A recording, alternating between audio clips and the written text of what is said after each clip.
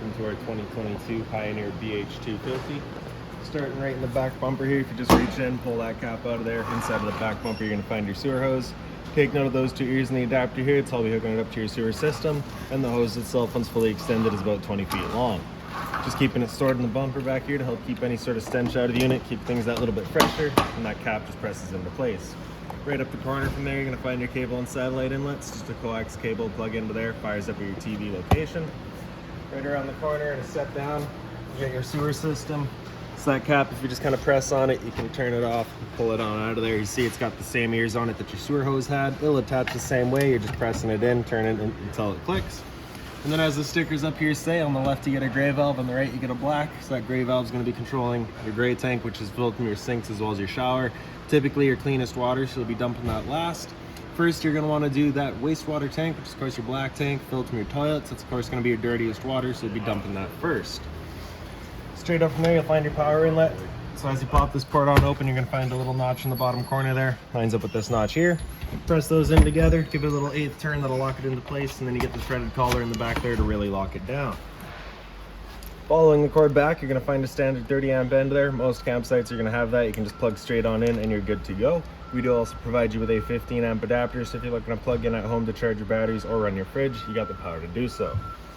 Kind of up from there, you get a service port for your fridge. It's also just a vent, so you just kind of want to make sure it's not blocked off. Up and to the left of that, you get a vent for your stove. So whenever you're running your stove, you're just going to want to make sure that's opened up. Just that little flap in there just allows your fan inside to evacuate any sort of fumes. Once you're done, you can then just press it into place. Just kind of clicks in, prevents any dust from kicking up in there while you're out traveling. Down from there, you're going to find your hot water tank. So you're just going to line up that little keyway there, then you can pop it on open. All your controls for turning this guy on are just inside the unit. Before you ever turn it on though, you just want to hit this relief valve right there. Make sure that shot of water comes out.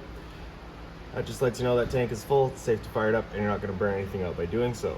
Once we get inside and fire it up, it will go over a reset procedure, and the button that I'll refer to is just right here. Once you're done, you can just lock it back down. Straight to the left of that, you get your fresh water inlets. Just your water hose is going to plug into there, turn on the water, and that'll fill up your fresh water tank. Right beside that's your city water inlet, so the same water hose is going to plug into there, turn on the water, and that'll pressurize the lines throughout the unit. Right down below that, you get your outside shower. So you just kind of pull that head on out of there, and you can pull it on out. You get the 3-foot hose, standard head. Hot and cold water, so if the dog's out getting muddy, you can spray him off before he goes inside. Once you're done, just tucking that hose back in there, and then just line the head up into the little holder. Kind of clicks into place, then you can close it back down. To the left of all that, you get a black tank flush. So you may notice over time, after having gone and dumped your black tank, your monitor panel is still reading 1/3 or 2/3, whatever it may be. Typically just some debris inside of the tank hanging between the probes. So what you're going to do is take your water hose and plug it into here, turn on the water, open up that black valve, and that'll just flush out that tank, get rid of any sort of debris that could be causing that issue. Kind of down underneath it all, we got all your drain valves here. So the one that's open, the one with the little blue end off of it, that's your fresh water tank drain. So you just open up that valve, allows the water tank to drain itself out. The other two here are low point drains for the water system. So you get a hot and a cold valve. So you're just going to open up that valve, allows the water system to drain itself out. Purpose of that would be just to get all water out before leaving the unit, just so that you don't have stale or stagnant water the next time you come back, or before winterizing the unit, you just want to get all the water out before pumping antifreeze through. Right here we get the exhaust for your furnace. If you're ever running a furnace, you just want to make sure it's not blocked off. It does get hot. Towards the front, we get one into your storage compartment here. Just get that little finger on the side there, holds it open for you. Inside of here you'll find your water hose, as well as that park adapter I was telling you about. So your 30 amp cord into there, 15 to a standard outlet. Inside and up on the wall, you do have a little light there. It's just got its own switch on top, as well as the little tire minder in the bottom. Just kind of like a tire pressure monitor sensor system, I believe. Around in front of the unit, you get this little black box here. So that's going to be housing your battery, as long as you're plugged into that short cord in the back, or your 7-pin to your tow vehicle. That battery is charging for you. These two knobs there, if you loosen them off and push them back, you get access to your propane tanks. So standard barbecue style tanks, just turn those valves to open it up. For the video, I'll just pull this right off, and then we can show you the changeover right in the back here. So it's currently red, just letting us know we've got no propane in there, and the arrow is pointing over here. So as we open up this tank, it'll then go green, letting us know we've now got propane present. If it were to go red while you've got that tank open, it's just letting you know there's no longer any propane in that tank. You'll close that one off, switch the arrow over to the other side, and run off of that tank. We'll get the other one filled. In front, you have a power tongue jack. So on the right, there's your light switch. Then on the left, up is up, down is down.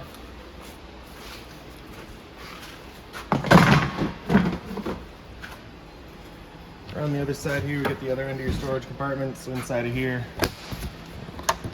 you're gonna find this little S kind of jack there, that little winder.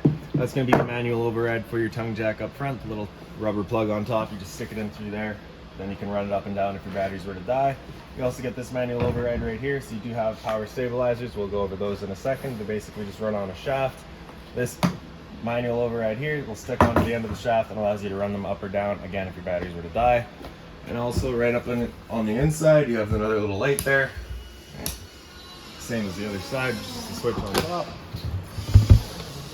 The switch right here is your power stabilizer. So as you press and hold extend, that guy will make its way down. I'll just show you real quick here. They do equalize. They're not going to level your unit. They're just going to stabilize it. So once they come down and contact the ground, you'll hear a little bit of a load on the motor.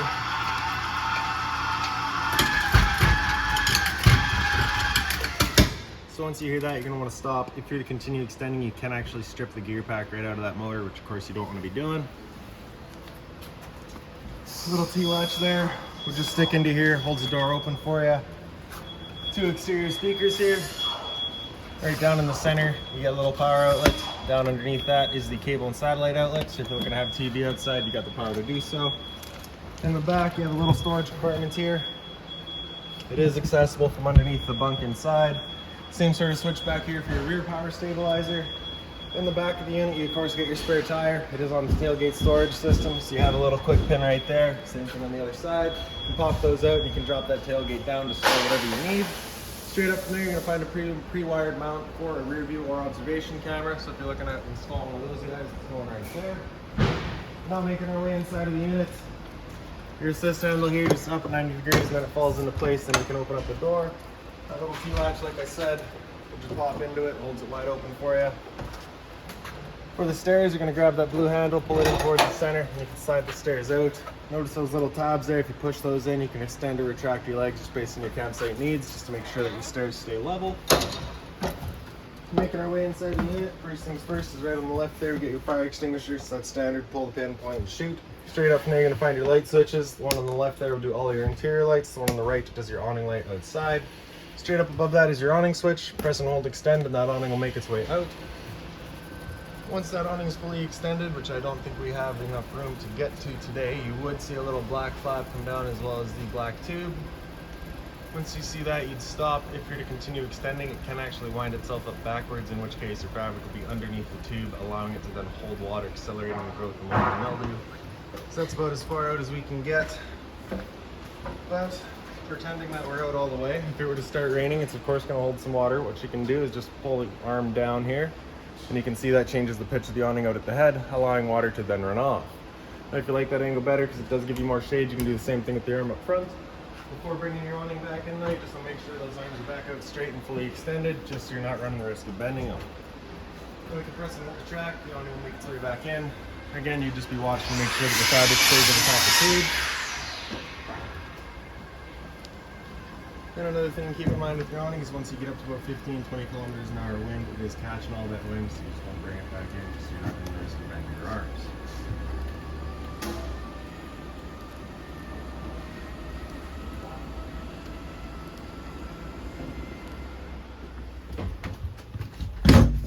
So as we get inside here, you have storage pretty much immediately off to the right. Right underneath that, you get your little couch here, so it does fold out. You pick up the base there, you see it folds down. Underneath it is kind of a bit of storage off to the side here if you wanted to fit something in there. Folding it back up, you get it up halfway and just kind of bring the middle with you. It folds a little nicer, and then you can see you get the cup holders there as well. Into the kitchen, you have your storage up top here. Inside of here, you're going to find that binder. That binder's got all of your owner's manuals in it, any keys, any remotes, anything like that for the unit, you're going to find right in there. Above the sink is a little light there, just on its own switch. Hot and cold water, of course. You do also have the mobile head. Down underneath it is a little bit of storage. Just being mindful of your drains and your water lines, and your drawer space here as well. If you're looking to winterize the unit yourself, once it comes time, you got two screws right in the corners there. You're just going to pull that panel out of the way, and you get access to your hot water tank to bypass it. This drawer, when it's fully extended, you get a little black ear on either side there. You can just undo those, pull the drawer right out, and gives you access to the water pump. So again, if you're looking to winterize the unit yourself, it's all accessible through there. Microwave up top here, pretty standard, just like home. Down underneath that, you get your range vent, so you get the light here as well as the fan. This is that fan that you want turned on with that flap outside opened up to evacuate any fumes from our stove. For the stove, you're just gonna bifold that cover back. Take the knob here, press it in over the light, hit it with the sparker, and then you can see it fires right up.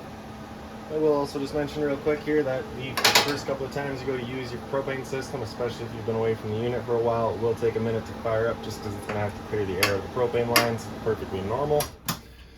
Once you're done, just letting it cool off, and then you'd be bringing the cover back down over it. For the oven, you're just going to open that up, press that knob on the right there in over to pilot until you can press it right in and press and hold. Then grabbing a lighter right in the back there.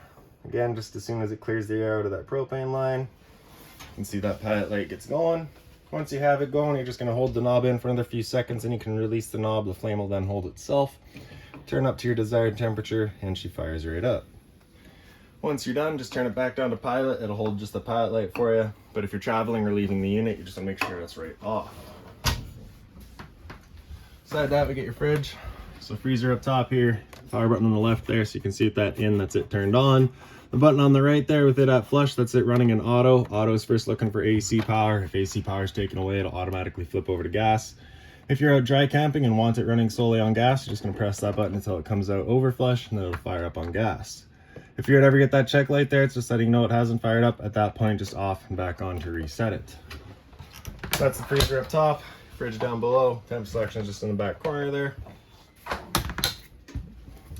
And right around the corner from there, you get a little bit of pantry space here. Down underneath that is your power converter. Press the top and center and it pops on open. You get all of your breakers in the middle. Whenever a breaker breaks, it sits in the center, so just turn it off and then back on to reset it. On the right side, you get all of your fuses. Whenever a fuse pops, you'll get a little red LED right beside it, letting you know exactly which one went. Underneath the converter is your LP detector. Propane's heavier than air. It sits on the floor. That guy detects and starts going off just like a smoke detector would. The smoke detector is pretty much right above our heads here. Then into the bunk spaces, your little lights are just in the back corner there. So you just have the little switch kind of like you had in the storage compartments outside. Same thing down below here. You also have the window in the back there. So that window is also an emergency exit. So as we open up this blind here, you can see, just pull that red tab to get rid of your screen. Take this handle here, throw it outside, hop on out.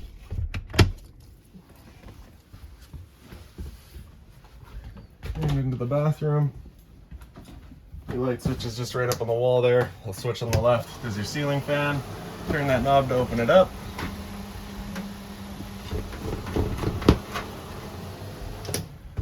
Medicine cabinets here. Down below that, you have your geofire protected outlets. Just on the bottom, reset on top. So if you ever have outlets that don't work, it's the first thing you should check. Monitor panel beside it, so you can see you got your convenience center here. So top left is battery. So you can see we're currently 12.3, so that would be full. Then as it goes down, of course, show you those values. To the right, you get your fresh tank. So you can see we're currently empty. As you filled that up, it'll go to a third, 2/3 and full. Same idea for your gray and your black tanks. Top right, you get your water pump switch. So you turn that switch on, turns on your water pump, drawing out of your fresh tank to pressurize the lines. Down underneath that is your gas water heater. So turn that switch on and get that little red light there, letting you know the ignition sequence will start. Once that sequence is started, that light will go out. It'll try that 3 times. If after the 3rd try it hasn't fired up, at that point you'll be going and using that reset button that we'd shown you. So stood right here, you can hear the click of the igniter and the whir of the flame. We know that tank is good. Turning it on with electricity is just the switch in the bottom there. Hot and cold water at the sink. A little bit of storage down below it, just being mindful of your drains and your water lines. The toilet flips on open, then you get your flusher on the right side here. And then into the shower. Hot and cold water, of course, standard head and hose. And in your dinette, or by the dinette at least, you got your thermostat. So you're gonna press that bottom button there, that'll wake it up, hit it again, and come into fan speed. Fan low is just gonna move some air around with the low fan. Same with the high fan, it's just moving some air around using the high fan. There's no cooling involved in that. After high fan, if you come into cool high, it's at this point it'll turn on the compressor and run the high fan as well. So it's just gonna leave that high fan on all the time, and the compressor will cut in and out as needed to give you your temperature. Cool low, same idea, just using the low fan. Once you get into cool low auto, that's where it becomes an on-demand system where both the fan and the compressor will cut in and out as needed. Temp selection just with your arrows there. Cool high auto, again, on-demand system, just using the high fan this time. With the air conditioner going, you basically got two different options. You can have these two louvers here closed, in which case we're using all of our ceiling ducting to move the air. Or you can open them up and it just dumps all of its air into the living room here. So when you first get out to your campsite, you want these open, cool off this area as quickly as possible, and you can close them off and start moving the air throughout. After cool high auto, if you hit that bar again, it'll come down into heat, turn off the air conditioner and turn on the furnace. The furnace will be moving its air through all of our floor registers.